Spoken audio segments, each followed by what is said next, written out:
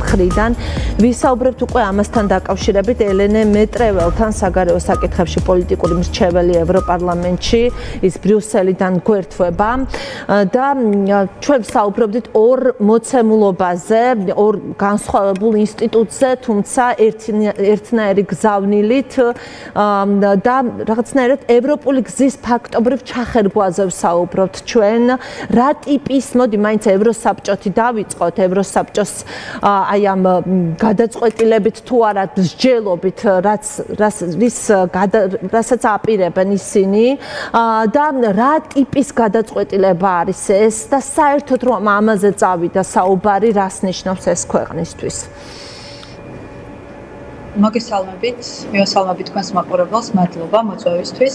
ძალიან მნიშვნელოვანია ამ თემების უფრო ფართოდ განხილვა და მეტი ინფორმაციის მიწოდება საქართველოს მოსახლეობისთვის, იმიტომ რომ დღეს ვუყურებდი ასევე ქართული ოცნების წარმომადგენლების განცხადებებს, რომ მათ უკვე დატოვეს ევროსაბჭოს საპარლამენტო ასამბლეა და ეს ზღვა დეზინფორმაციის და პროპაგანდის ძალიან მოწყვლად ხდის საქართველოს მოსახლეობას. ამიტომ პირველ რიგში ძალიან ფაქტობრივი ინფორმაცია რომ მივაწოდოთ ქართველებს არის ის, რომ 2025 წლის დასაწყისში ევროსაბჭოს საპარლამენტო ასამბლეამ საქართველოს დელეგაციის უწყებადი სიგელები აღიარა მხოლოდ და მხოლოდ პირობითობით, რაც გულისხმობდა იმას, რომ ისინი გააგრძელებდნენ საქმიანობას მხოლოდ იმ შემთხვევაში, თუ კი შეწყვეტდნენ ადამიანის უფლებების მასობრივ რღვევას, დემოკრატიულ უკუსლას და დააბრუნებდნენ საქართველოს ევროპული განვითარების გზაზე. თუმცა ამის შემდგომ საქართველოს დელეგაციამ დატოვა ეს ფორმატი და სწორედ ამაზე საუბრობს დღეს ბატონი ყობახიძე, რომ მათ ისედაც დატოვებული აქვს. ეს არის განსხვავებული პროცედურა. საქართველოს ის კონკრეტული ფორმატი დატოვა, თუმცა ლეგალურად დარჩა ევროსაბჭოს საპარლამენტო ასამბლეის წევრად და დღეს უკვე 51 დეპუტატი გვეუბნება, რომ საქართველოს როგორც ქვეყანამ შესაძლოა დაკარგოს წევრობა. ეს არის ძალიან დაკავშირებული ევროპარლამენტში და ევროსტრუქტურებში მიმდინარე დებატებთან, რომელიც ეხება ვიზა ლიბერალიზაციას და უნდა აღვიქვათ ეს პროცესი დიდ კავშირში, როგორც საერთო ევროპული ქმედებები. ეს არის ძალიან სავალალო განცხადება და თუ ეს განცხადება უზრუნველყოფს იმას, რომ შემდეგ მან ნამდვილად მიმართონ მინისტრთა საბჭოს ამ განცხადების უფრო ლეგალური განხილვისთვის, ეს იქნება საქართველოსთვის უდიდესი დარტყმა. თქვენ საუბრობდით გადაცემაში ასევე რამდენად კავშირშია ეს ევროსტრუქტურებში მიმდინარე დებატებთან, ვიზა ლიბერალიზაციასთან დაკავშირებით და 31 აგვისტოს დედლაინთან დაკავშირებით.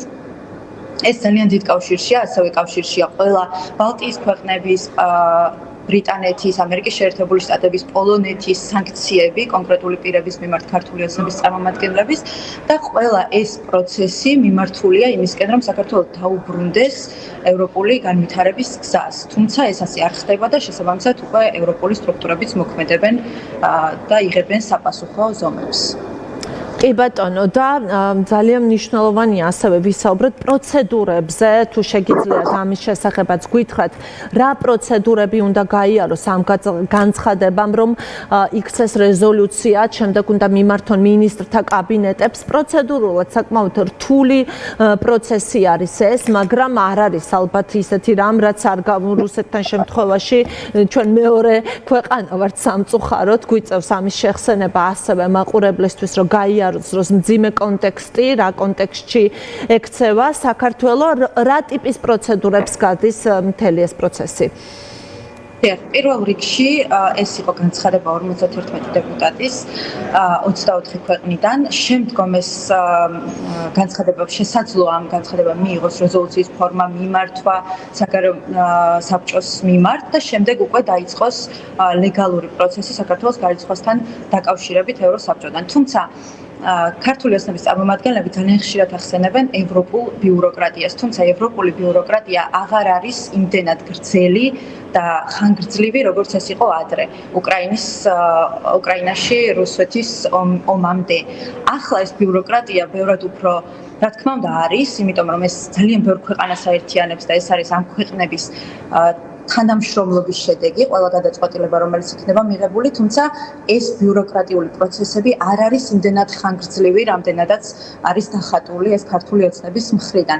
შესაძლოა მოკლე დროში განვითარდეს მოვლენები ევროსაბჭოს მხრიდან, თუმცა მგონია, რომ ევროკავშირის მხრიდან უფრო სწრაფ რეაგირებას უნდა ველოდოთ, იმიტომ რომ ევროკავშირმა უფრო დიდი გზა გაიარა საქართველოსთან ურთიერთობაში.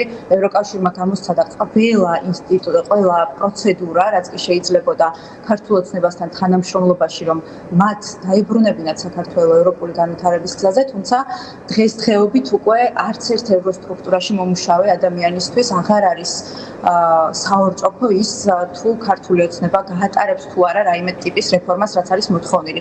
დღევანდელი მდგომარეობა არ იძლევა ამის არანაირ იმედს, რომ რაიმე შეიძლება. ამიტომ 20 ოქტომბერს შეიკრიბება ევროპარლამენტში საგარეო მინისტრთა საბჭო და სავარაუდოდ საქართველოს იქნება დღის წესრიგის ერთ-ერთი პირველი ნომერი. კი ბატონო და ძალიან მნიშვნელოვანია ასევე ვისაუბროთ რას იკეთებს კარგავს ამით უშუალოდ საქართველოს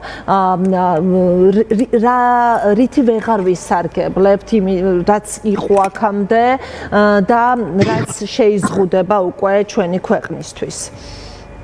პირველ რიგში ეს იყო საქართველოსთვის ისტორიული მოვლენა, როდესაც გახდა ის ევროსაბჭოს წევრი და ევროკავშირის კანდიდატი ქვეყანა.